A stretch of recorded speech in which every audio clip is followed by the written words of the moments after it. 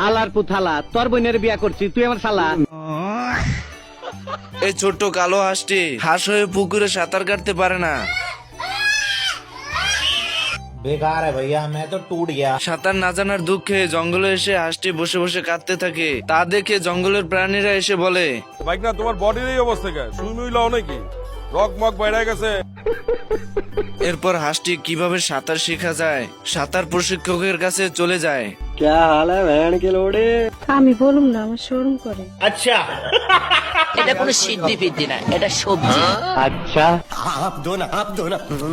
কিনছি রে কিনছি, আমি টেনশন কিনছি। সাঁতার প্রশিক্ষকের কাছ থেকে বুদ্ধি নিয়ে সাঁতার কাটতে চলে আসে। वाह क्या लड़का है, वेरी हैंडसम बॉय, इससे तो बहुत मजा आएगा। সুটিয়ে লাল করে দেবো, নোংরামি বার করে দেবো।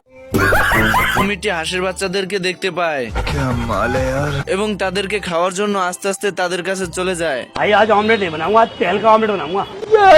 ছোট্ট হাঁসগুলোর বিপদ দেখে এই কালো হাঁসটি চলে যায় তাদেরকে বাঁচাতে।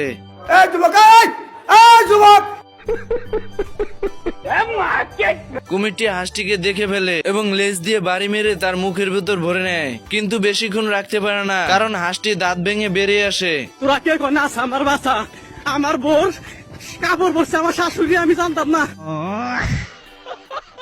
এরপর কুমির এসে হাঁসকে কামড়াতে গিয়ে গাছের গুটির ভিতর আটকে পড়ে, কিন্তু কুমির অনেক ছোটাছুটি চেষ্টা করেও বেরোতে পারে না এবং স্রোতের সঙ্গে চলে যায়। এরপর হাঁস আস্তে আস্তে নদীর কূলে চলে যায় তার বন্ধুদের কাছে। তার বন্ধুরা খুশি হয়ে স্লোগান দিতে থাকে।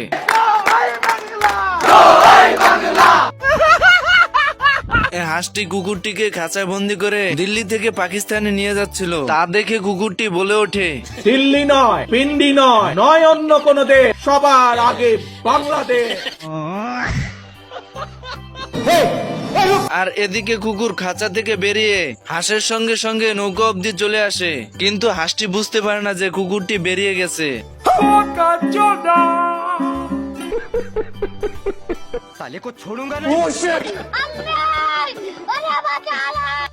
আরে এমালে তো কুকুর হয়ে বাদরের মতন গাছে গাছে ঝুলছে। सब क्या देखना पड़ रहा है? अच्छा है मैं अंधा हूँ। তার মানে গাইস, ডিজিটাল যুগে আধুনিকতার ছোঁয়া পেয়ে সব আপডেট হয়ে গেছে।